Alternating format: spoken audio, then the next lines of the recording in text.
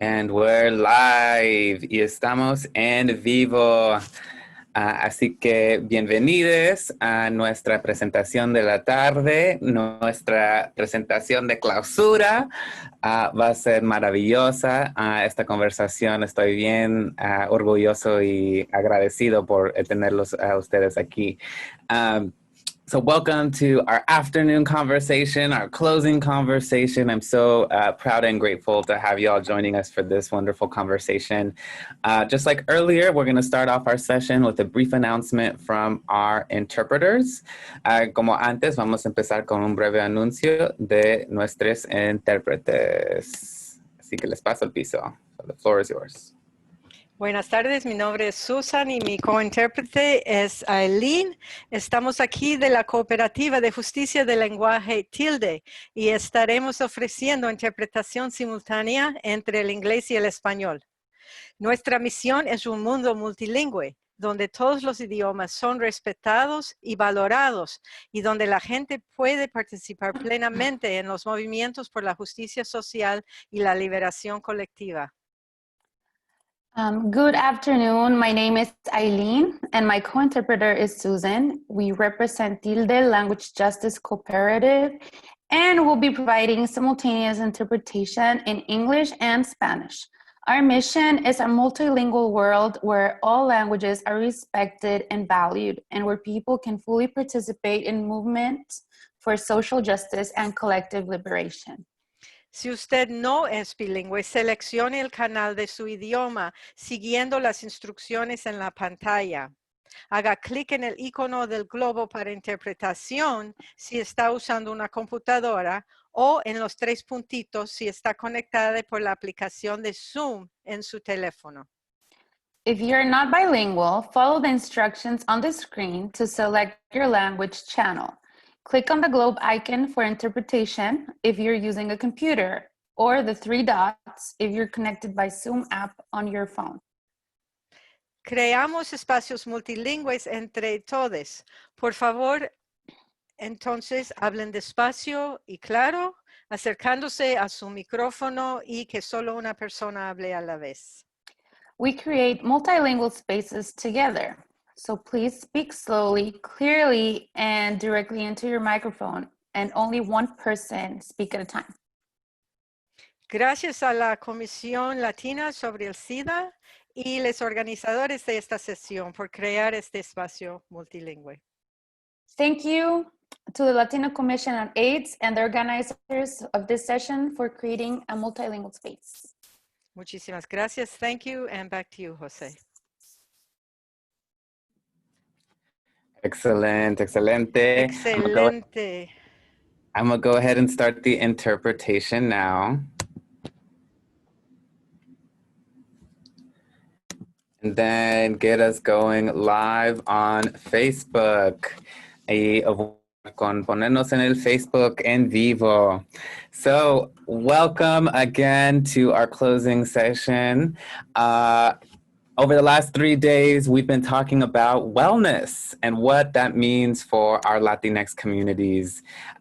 We are so honored to have had speakers talking to us about financial health, about sexual pleasure, about language justice. The theme for today has been language justice, and we've been having some wonderful conversations about how to communicate with each other, right? And maybe continue some of the conversation forward that we've activated here during our time together. And just as a way of honoring, right, some of the different folks who have been a part of this space, I'd like to go ahead and start by invoking a poem from Martina Espada, which is called Imagine the Angels of Bread. And I'm going to offer a remix of it as a way of bringing us into our session now. So this poem by the Boricua Martina Espada begins with a couple different lines that I will keep, and then I'll share some new ones based off of the conversation that we've had. So in Martina Espada's poem, which one of my colleagues can put a link to in the chat, it begins by saying, "This is the year that squatters evict landlords. And so from there, I'd like to take it and then bring in some of our speakers who have been sharing some beautiful words with us so far. So this is the year that squatters evict landlords, that kissing becomes third base. This is the year that Edgar Villanueva teaches us that decolonization is not a metaphor. This is the year that Yvonne Drea Dodd shows us how to make a resume a liberating doorway. This is the year that Marco Castro Bojurquez makes wings out of the ruins of broken immigration laws.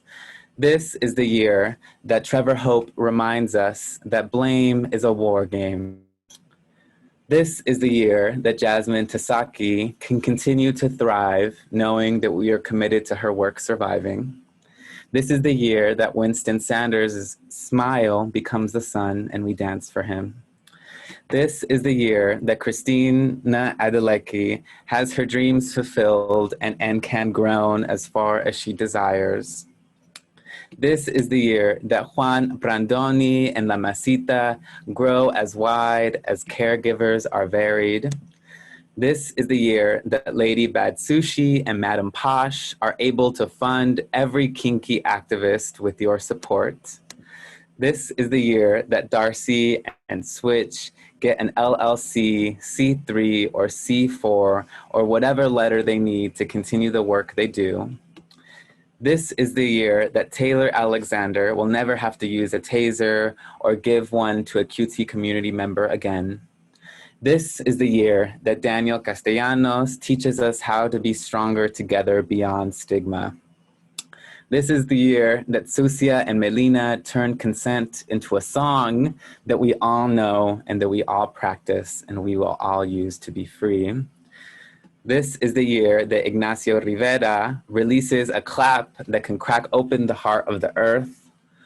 This is the year that Jamie Grant helps us build a map to end the orgasm gap. This is the year that Ariana Lint builds new houses and new land across Florida and Puerto Rico. This is the year that Kayla Gore's feet are massaged so she can continue the long walk to justice. This is the year that Ana Andrea is able to acquire a fleet of houses or cars to continue her work. This is the year that Daniela Simba spends more time in the South to share her gifts with us. This is the year that Salem, Maria Jose, and Carlos and the rest of the Mi Gente squad are able to replace elections with electricity and power our movement for generations to come. This is the year that Louis Fonseca guides a new cohort of Black and Latinx pause people toward laughter and liberation. This is the year that David Malebranche builds a hospital out of his own words. This is the year that Abdul Ali breaks down the walls of every racist institutions with a dip and a drop. This is the year that Ada Volkmer's ears become eyes into the hearts of the fruit she has grown and can enjoy. This is the year that Mara Yodelman will continue to champion language in the hearts and wallets of federal players. This is the year that Dr. April Baker Bell is defended by so many fiery hands and hearts that the flames carry her message across the land. This is the year that Tony Macias's daughters witness the future he is building for them. This is the year that Gloria Delgado's Comal is heated with the words of loved ones. This is the year that Dante Prayer finds a heart everywhere he looks. This is the year that Quentin Bell's garden fills with the fruit of his labor and he gets to savor every drop. And this is the year that we stand with Yanira and abolish the temporary and temporary protected stylist and protect each other permanently. And this is the year that Alan Pelaez, standing in a hall of mirrors, opens a portal for us to do better, to know better, and to be better. So with that, I'd like to turn it to our wonderful panelists today to ask them, what is this the year of for you? How are y'all doing? Tell us what y'all are up to. Alan and Yanira, please tell us a little bit about yourselves, your orgs. Welcome.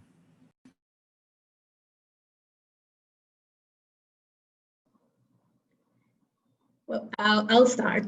Thank you, Jose. Thank you, the Latino Commission on AIDS, for inviting Alianza Americas, for inviting me to attend Encuentro 2020. It's a pleasure to meet Alan and to share the space with you as well in this conversation and with our interpreters. My name is Yanira. As Jose mentioned, I am the National Campaigns Manager for Alianza Americas. And before going into detail who Alianza Americas is, to tell you how the year has been, the last couple of 9 months, almost 10 months. Tomorrow is October. Can't believe that. It has been a very intense, fast-pacing, more unpredictable couple of months, but as well has been a great opportunity to do a self check-in on how important it is to have clarity on the work I do, but also how my identity fits the struggle I am part of, but also that identity, leadership, and being a person cannot be just a couple of words without having the means and the resources, the support to be that, to be a person, to be a leader, and to enjoy the identity. So it's been an inviting time for have those conversations, and those conversations have been kind of like going in different settings, having these reflections with several people in different communities. And every conversation has allowed me to 3 different things. As I said, first, clarity, that I'm clear that this is what I want to do. Second, to be more aware of if I have dedicated time for taking care of myself, that these context and this situation that we are facing requires for myself to as well review what I've been calling taking care of myself or my wellness in the process. And thirdly, that every action that myself and the organization and the communities I work with will have an impact, not just in my wellness, but in the wellness of communities that right now are not around the table with us. And how important it is to have, to be inclusive, not just in paper, but in actions, but also the actions that can create the space for wellness for more people with us, around us, and for as well for those who are no longer with us in this material world, but that now they are part of a more spiritual space. That how important is to call that important person into a space when you need not just inspiration but guidance, but also understanding that many of the things that we are seeing right now perhaps were the cause of that these loved ones of these great people were taken away from our communities too soon, understanding the inequalities, understanding the systems of oppression, that we were not calling them that way, but that they were in fact, affected through their entire lives, and perhaps the main reason why they are no longer, again, in body, but in spirit with us. So it's been a challenging, but also a moment to be inspired for this year. And I appreciate the poem that you read at the beginning.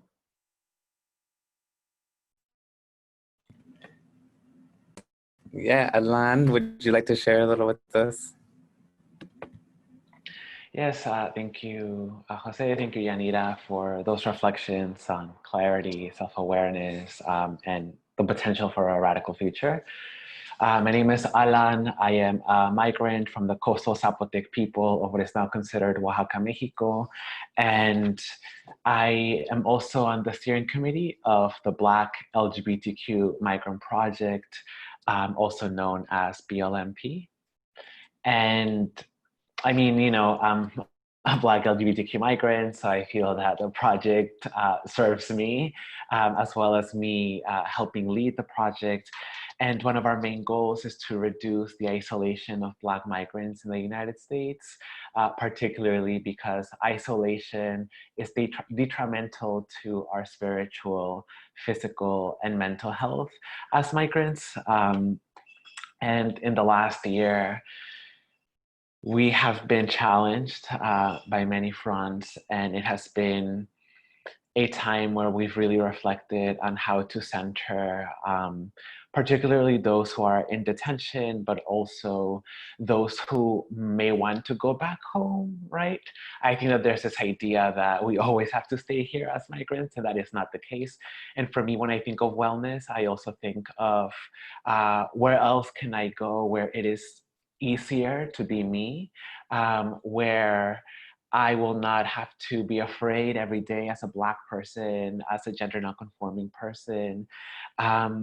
And I think that this moment and the people that I'm around has been a moment of futuristic envisioning and trying to imagine worlds outside of the one we are living in right now.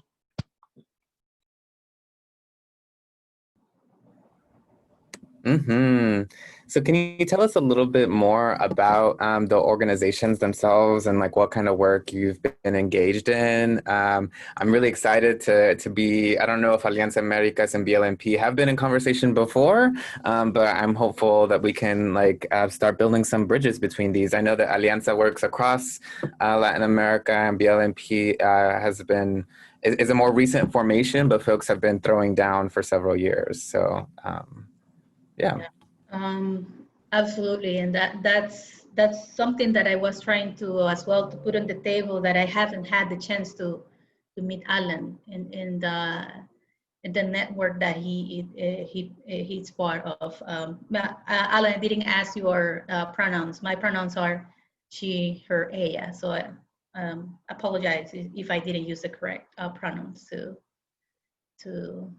refer to you. Well, Alianza Americas is a national network of immigrant-led organizations.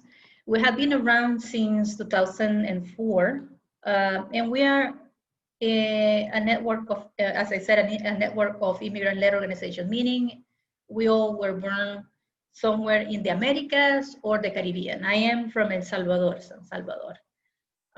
And everything that we do has an impact in not just in the communities of the United States, but also in the communities that we were born. We're trying to create an inclusive and more equitable and sustainable way of life in the communities in the United States, in Central America, and South America. What it means more equitable. And this has to have a lot with a reflection of wellness, that when we try to address policies, we just don't address it from a domestic point of view. And we are also seeing policies that has an impact of a person from the perspective of economic justice, racial justice, gender justice, and how these elements as well are having an impact in how our communities or governments or systems are deciding into the way we respond or how we relate with our natural resources. And these four elements, we also discuss them in a way that each of them have an impact in the life of a person that may be forced to be displaced.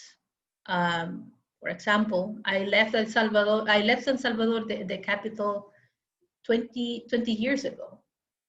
And in the pillars that I described, it is gender violence, the gender issue that forced me to leave El Salvador. So when we are speaking of migrants, we don't only speak about a person who in our own country, we don't have access to jobs, or our income is not enough to bring food or put a roof our heads over our heads, or we don't have access to go to the doctor. There are many things. So when you send us the questions, Jose, when we were invited to talk about wellness has to have with these elements that I just referred as Alianza in our work as Alianza Americas, with the dimension of having access to decent jobs, to dignified housing, to, if we said access to care and recreation, to have it in a safe way that it is not impacting our rights, our identity, our safety. And safety doesn't have to be discussed from a militaristic or from an enforcement view, but the safety of being in a place where I can be myself without being, not just the judgment, but also suffer harassment or acts of violence triggered by xenophobia, homophobia, lesbophobia, transphobia. But also wellness, the economic wellness has to have as well with who is using the existing laws and the existing bodies where the laws are discussed or are voted and formulated into laws, who is benefit from having more people in economic, in situations in which poverty continues to increase in populations like Latinx, Black communities, and for a more particular population that I would like to bring to these conversations, which is the trans community, which in the end of the day, many of the inequalities, many of the issues that impact the ability to have my wellness, to live with care, with love, with support, with resources, with making sure that my dreams, I have all the means to make my dreams come true, or also to aspire to create the resources and the space for other people from my community to thrive. So Alianza Americas is very much connected with the perspective of fighting for that wellness, but we are as well aware, and this is why I started my first comments by saying that we won't be able to create true wellness if the more impacted the communities that are subjected to discrimination, to violence, to economic inequality, gender violence are not part of the discussion. If we are only having discussions from a binary way, but also how our messages and our ask are promoting that agenda of exclusion.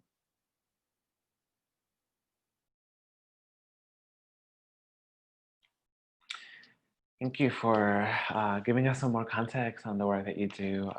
I use they and them pronouns for anybody who is watching. And at the Black LGBTQ Migrant Project, as Jose mentioned, we're a pretty new organization. We're about 3 years old.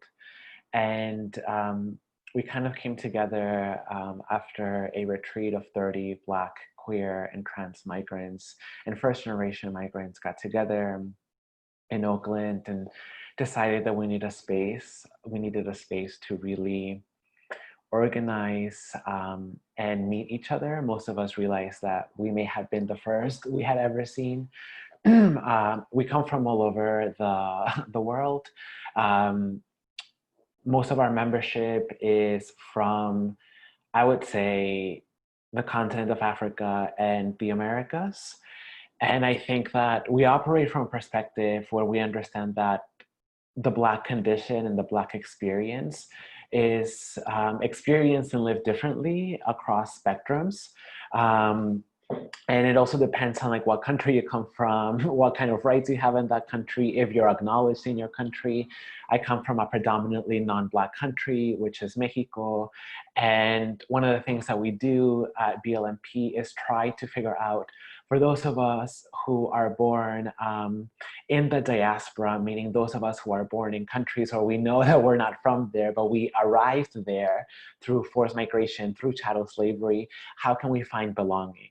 Right? Because a lot of us who are Black, who are not from the continent of Africa, we know that our countries will not protect us. So what does wellness mean when the country you are born in is already invested in your elimination? That's one of the things that we try to address in BLMP. And to do this, we have to think through a cross-cultural, cross-national perspective. And part of our mission is to really critique the ways in which we arrive to the US and understand why we're here, not necessarily to move with the story of, oh, well, things were tough at home and we're here to get a better life. Because our goal, I mean, our vision, right, for the world is for all Black people to be free and for us to be able to go back to our traditional homelands, wherever one is born and considers their traditional homeland. One of the other things that we attempt to do is build leadership.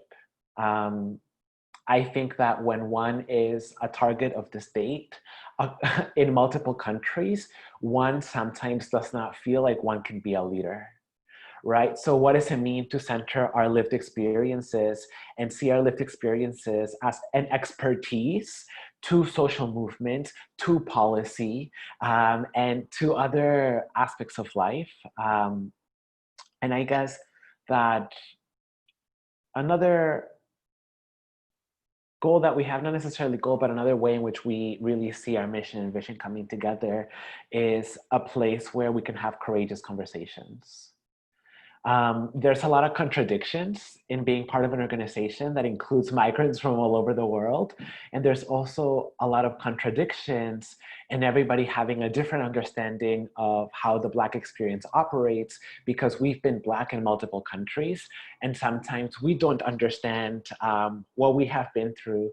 So it's really a place where we can speak to the world we want to build based off of what we know, what we have experienced. And I think that one of the things that Yanira recently mentioned was this idea of making sure that what one does isn't replicating systems of violence, right? So also, we're based in the US.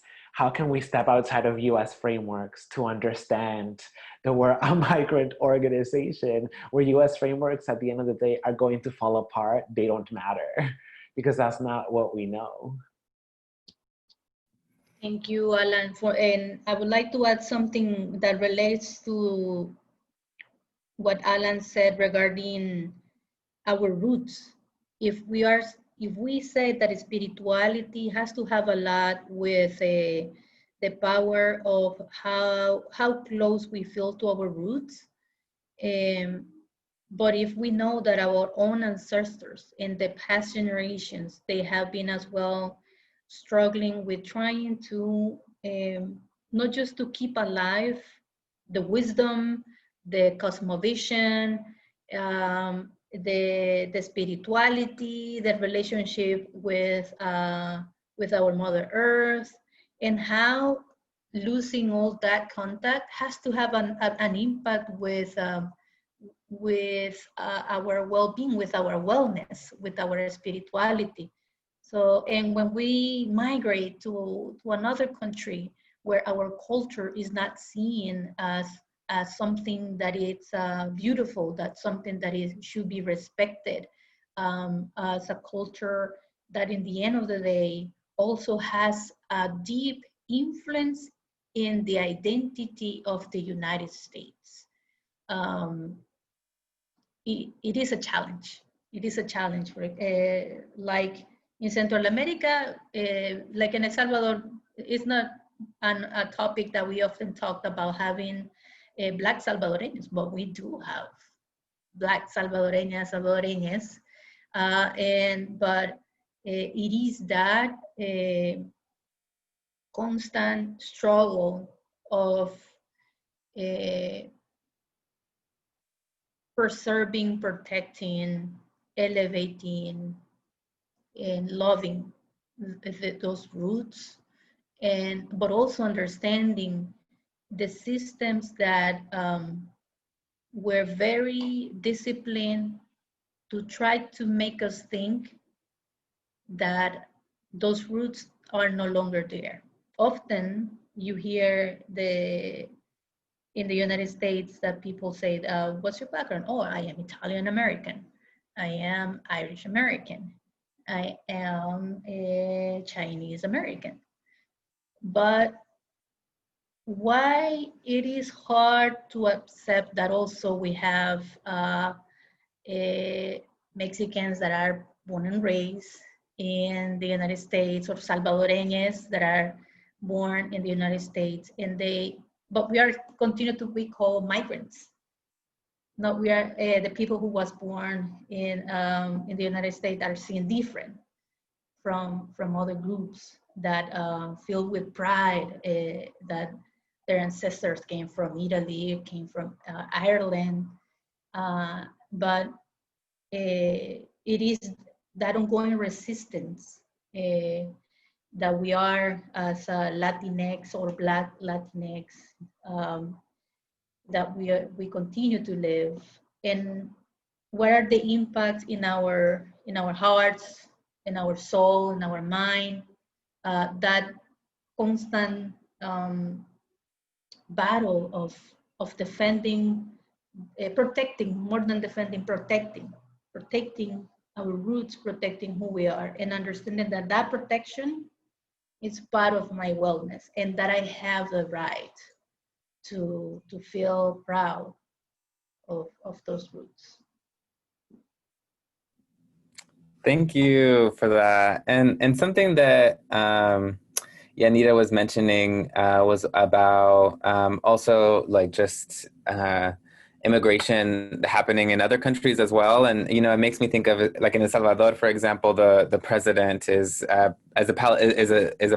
Palestinian, right? Like he's the son of Palestinians, and has been launching some, you know, conservative policies in El Salvador.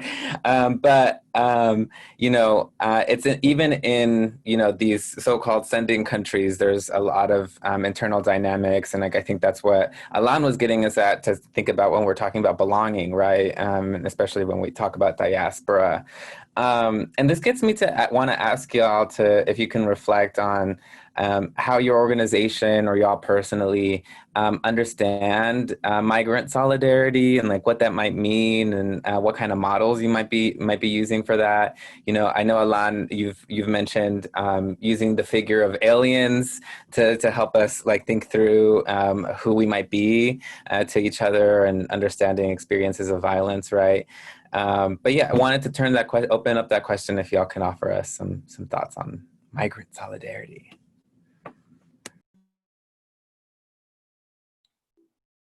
Thank you for that question. I can say a little bit about BLMP, but I'll probably say more about my own personal thinking through it. In BLMP, one of the ways that we practice migrant solidarity is knowing that we all have drastically different needs, for some people, the immediate need, I mean, I would say that over half of our membership is underdocumented, undocumented. Most of our membership is not citizens or permanent residents. And I think that because we have radically different needs, one of the ways we practice migrant solidarity is having conversations of, okay, these are our needs, but what is it that we ideally want to live in? What are the conditions, right? Because most of the time, the immediate needs will not address our material conditions. For example, if you're trans in the US and one of your immediate needs is a work permit, like, yes, that will help, but it will not address the condition of being a Black trans person in the US. Right, so I think that that's one of the ways to practice migrant solidarity, having open discussions about this is the bare minimum and this is why we won't ask for that. We will accept it, but we're not gonna ask for that. We're not gonna settle for that. And I think at the personal level, one of the ways that I envision migrant solidarity is looking outside of the concept of migration. American Indians in the US became US citizens in 1924. American Indians have not been US citizens for 100 years yet. Before, they were assigned citizenship, because it's not like they were granted citizenship, right? They don't need to be granted citizenship in their traditional homelands. When they were assigned, before being assigned citizenship, they were considered aliens of the nation state.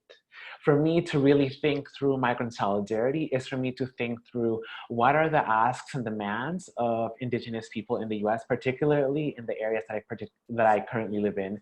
I currently live in unceded Ohlone land, traditional lands of the Chichoni Ohlone people, and they are not a federally recognized people, right? So for me as a migrant solidarity means working with the Chichoni Ohlone folk who are not federally recognized and advocating for their demands, showing up to their actions when they protect Mount Shells in my own city. That's what migrant solidarity looks like, because if I do not do that, then I am being complicit with the extension of empire. And I think that one of the other things that I think about as migrant solidarity is, how do I as a Black migrant relate to African Americans? How do I break down that dichotomy of the Black migrant versus the African American? How do I not split us apart and see our struggles as different? Because we're both living under the same empire. I think that one of the biggest hurdles that we have as a Black migrant community is the way in which politicians and the immigrant rights movement have both made it their goal to split African Americans from Black migrants by making that Black migrant seem as the good citizen, the ideal, the desired subject, and seeing African Americans as the bad citizens, the undesirable citizens. And I think that that's one of the things that the immigrant rights movement has done that we all need to make a commitment to no longer do. Because the immigrant rights movement is an anti-Black movement because it depends on notions of labor and productivity, which are inherently anti-Black, because that is how Black life is measured, on labor and productivity. Yeah, thank you, Alan, for mentioning that. The way we try to promote the solidarity in Alianza Americas, solidarity with other populations, language is very important. One of the things that identifies Alianza Americas a lot is that the majority of our members, they are monolingual in Spanish. But we also have several members that come from indigenous communities, and they mostly communicate within their own spaces in their own language. But we also have other generations of members whose parents were born in Central America, Mexico, and they are Latinx or Black Latinx, but their mother language is English. So we're trying to make sure that we make justice to both populations, and we are aware that since we don't have in our own staff that speak indigenous language.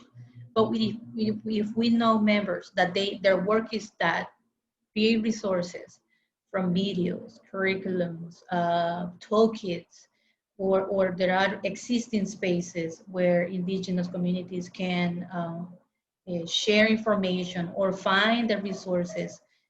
Like right now, during COVID, during the pandemic, the start of the pandemic, by April, one of our organizations put all their work into creating a toolkit with several resources regarding COVID in several indigenous languages.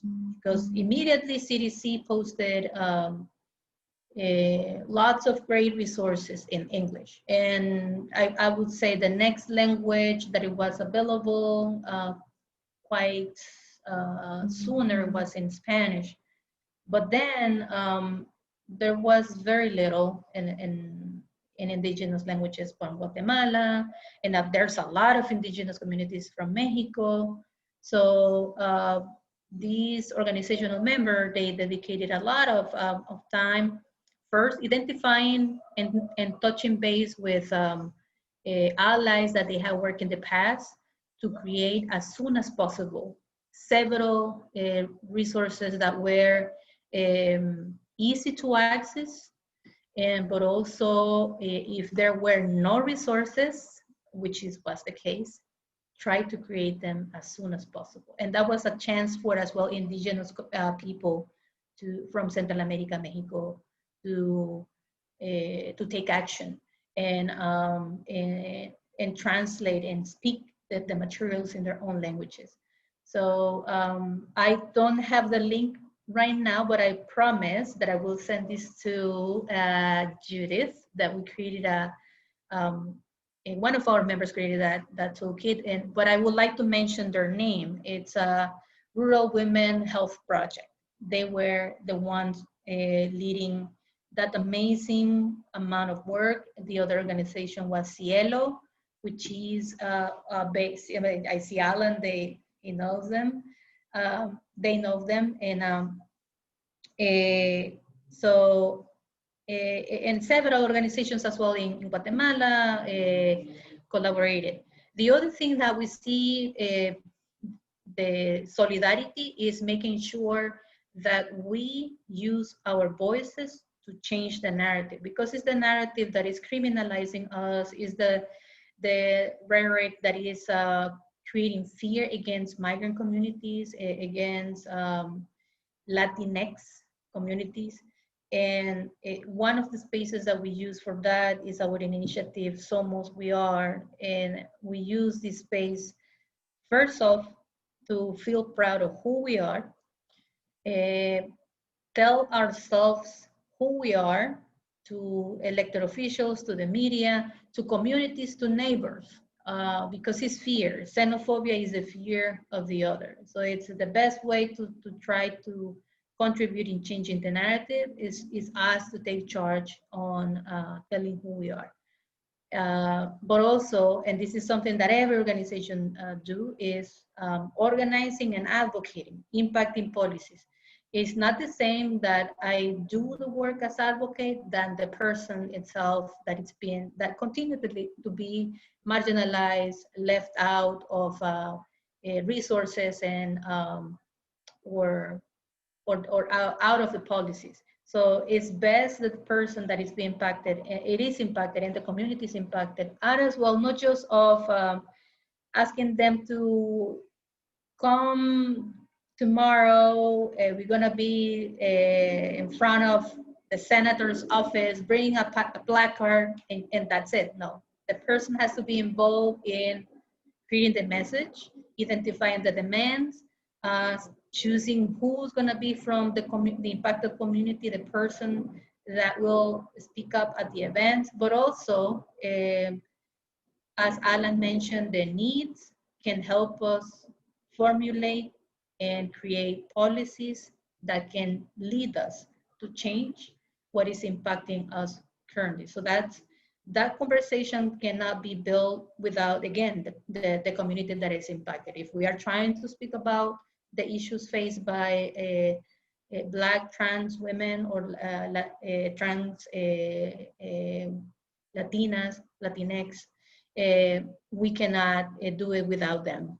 They have to be also a part of the conversation.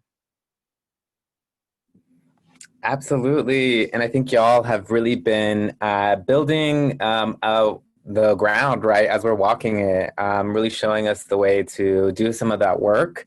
And I'm curious to hear maybe about a little bit about what some active projects are that have been inspiring y'all, either at your own organization, if you want to just name certain things that y'all have been doing to be able to move this work forward. I know that y'all do like lobbying, advocacy, but there's also mutual aid things, right, that folks might not hear of all the time. And wanted to give an opportunity to have y'all share a little bit about some of those internal things as well.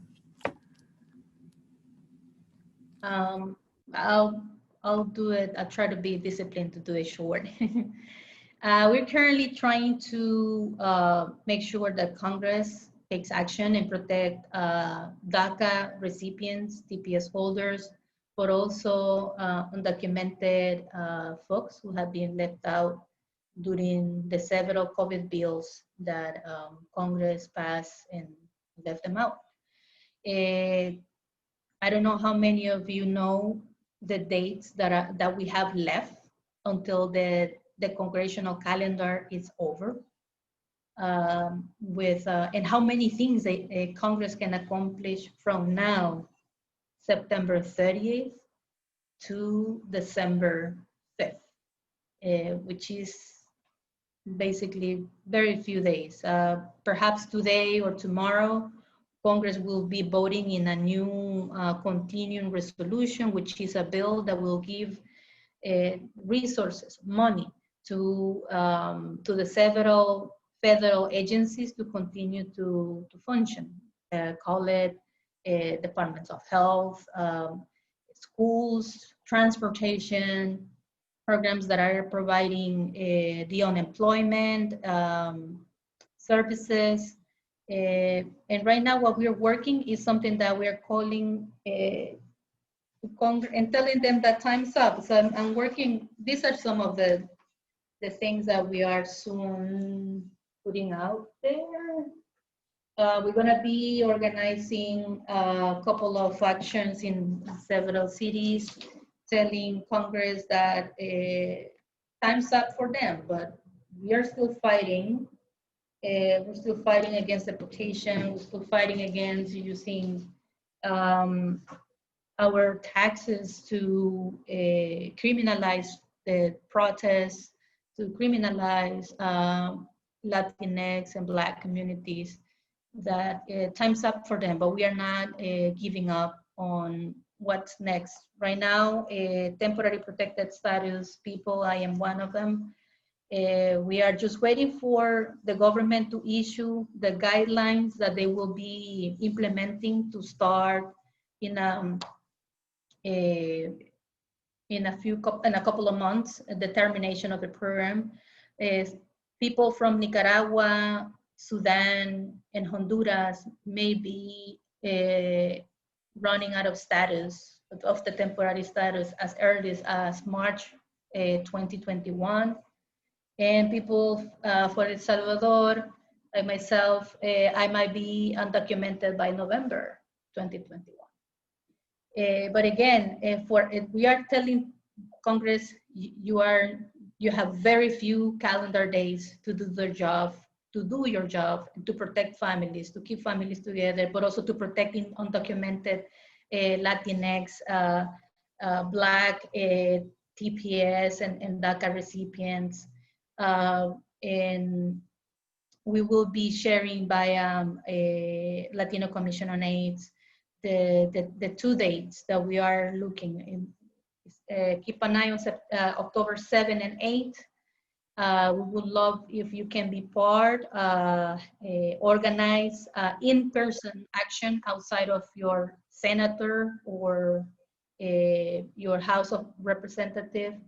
And we will be sending you the talking points. We can provide you graphics as well to mobilize the community, and what we are asking to members of Congress to do right now.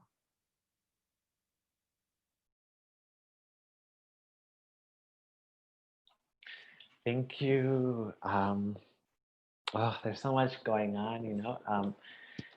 One of the highlights of 2020 for me have been our collaboration with the Black Trans Circles. BLMP is a project of the Transgender Law Center, and the Black Trans Circles is also a project of the Transgender Law Center. And this summer, right in the middle of COVID, we launched a freedom school for Black trans women and femmes. And it was a 2-month-long freedom school where we met 3 hours a week, where every faculty member every week was trans and Black, and they shared their skills. And the skill share was, we had somebody who came in to talk about Black trans culture in Brazil. We had somebody who came in to talk about Black trans-centered restorative justice. We had somebody talk about prison abolition through a Black trans framework. And I think that participating in this freedom school in the middle of COVID during the summer gave me the tools that I'm using today to continue to be okay, because I'm the only one in my family in California. The only few family members that I have in this country, they're all in New England. And I live alone, and it's lonely, you know? And this summer was the first time that I felt that I was held, and I wasn't even in the same place with other people. And it also gave me an understanding of how to reach out to folk when I'm not okay. So definitely the Black Trans Circles is one of the organizations keeping me hopeful. Another thing that I have found very inspiring is the resistance of the Kumeyaay people at what is considered the San Isidro-Tijuana border, and how they're protecting their traditional homelands and putting essentially an end to interrupting empire and interrupting the border from being extended. Last week, 2 land protectors were arrested again for standing up for their traditional homes. I've been very inspired by their work there, and also the ways in which some of the reservations who are around the border have also mobilized. And I'm feeling particularly I'm finding myself in a moment of deep reflection by the feminist movement in Latin America, particularly right now, as they are fighting for laws to body sovereignty, right? To actually like give their bodies back to themselves, because right now their bodies belong to the state. Those who are getting arrested for demanding abortion as something that is holistic care, as something that will, if people want to do that, will increase their quality of life, right? So I think particularly those 3 things, the Black Trans Circles, the resistance from the Kumeyaay people, and the feminist movement in Latin America. Thank you for naming those, and for offering us a bit of a roadmap also to like think about how to carry some of this work forward and who to be looking to. I think y'all were kind of getting at this as well and talking about what I appreciated the shift to also thinking of what wellness means for us personally. And as we get towards our end, I wanted to ask y'all, like, what is something y'all are going to do for your own wellness over the next year, if you feel comfortable sharing with each other, and also give you all the opportunity to ask each other a question, right? I often like to see these as spaces for building solidarity amongst other folks, and hopefully starting conversations that can get deeper, that past these like small windows that we're in right now, right? So if either of y'all have any questions for each other or want to share one thing you'll be doing for your wellness over the next year.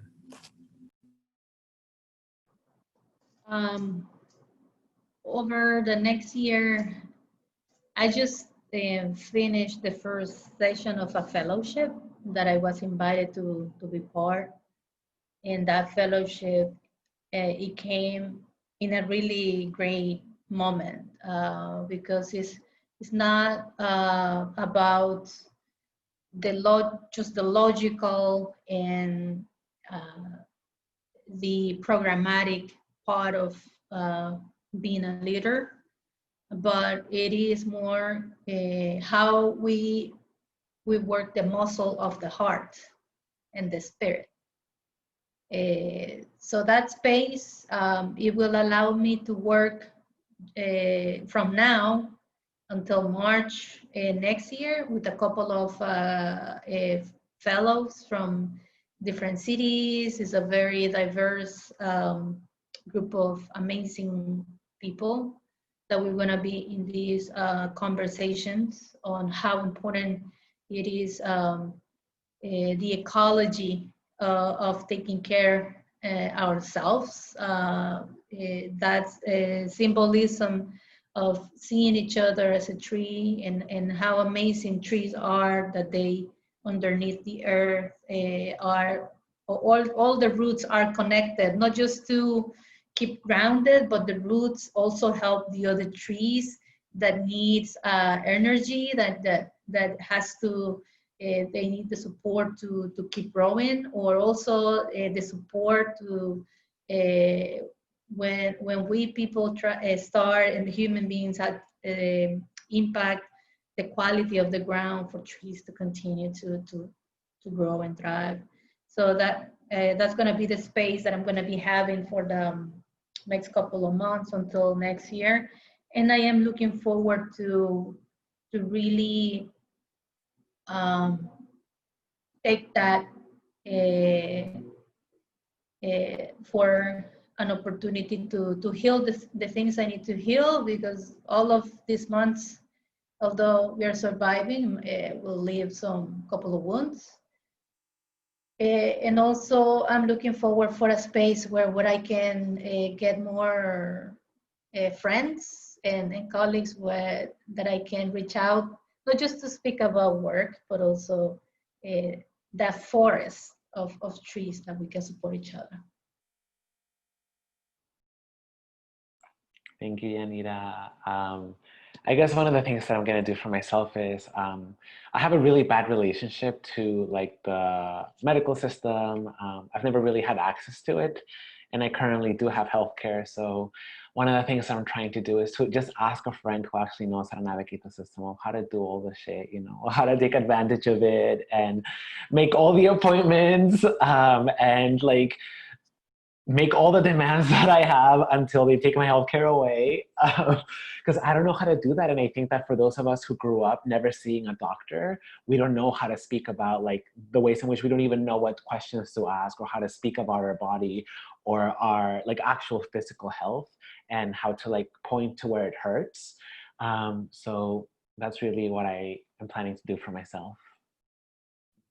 That's beautiful. And I know that myself and other folks on the call are ready to answer the call as well to support you in that navigation services.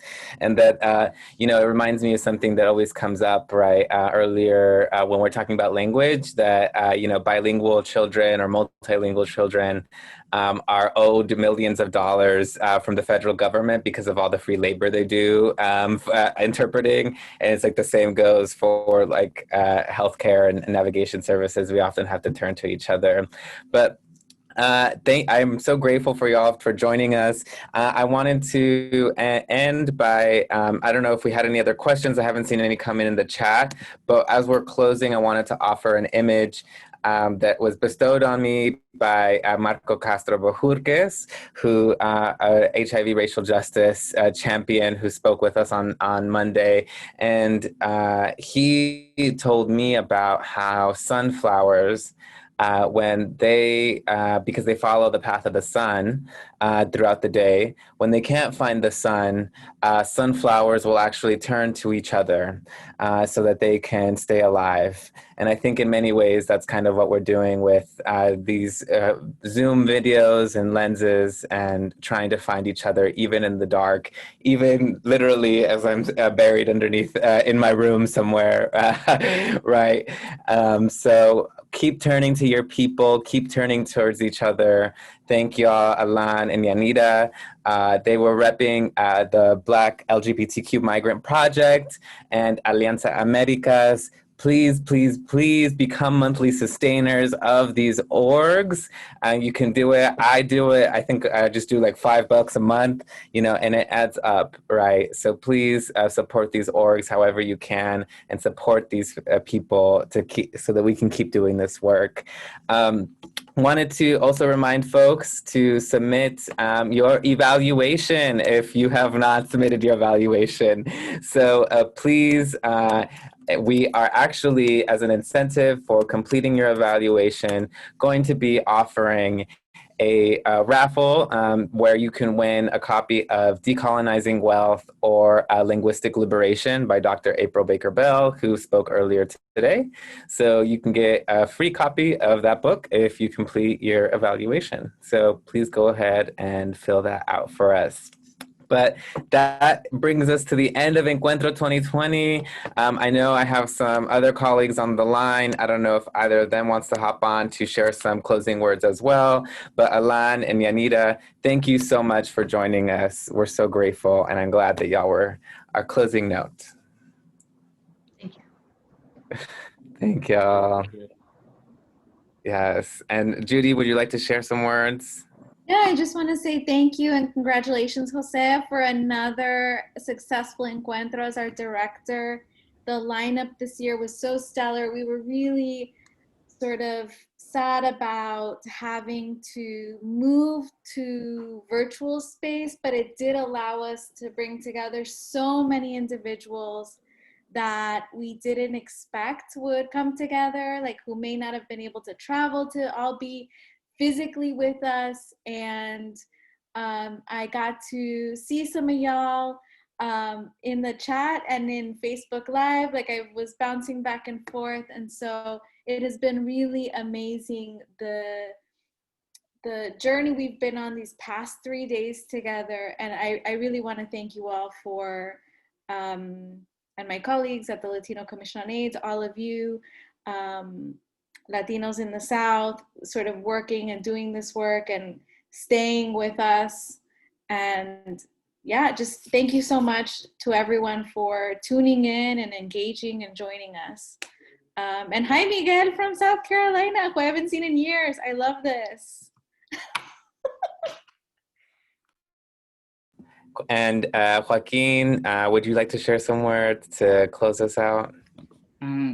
Hi, everyone. I just want to express my deep, deep gratitude for panelists, for everyone who has invested your time and energy into spending the last few days with us, even if it was for a session, even if it was a conversation later. You know, I love that sunflower story. We're leaning into each other. Alon, what you said about, you know, body sovereignty and how to give your body back to yourself because it belongs to the state. Thinking about our last 3 days, we talked about financial wellness and thinking about the labor and productivity that's burdened upon people around sexual wellness, around access to abortion, to trans-affirming care, migration and movement, and how, you know, who dictates where we go or how we use our body or how we express it. And I think I'm going to sit with those words. So thank you for sharing. Thank you for trusting us with this space. And I'm excited for what this will spring. And just so much love for y'all. Thank y'all. Much love. Also, as a reminder, Alan's book just recently dropped, Intergalactic Travels, Poems from a Fugitive Alien. Put the link in the chat. Make sure to buy it. And don't buy it from Amazon. And make sure to donate to Alianza Americas, BLMP, and all of our organizations and collaborating speakers. Thank y'all. We'll catch y'all soon. Much love.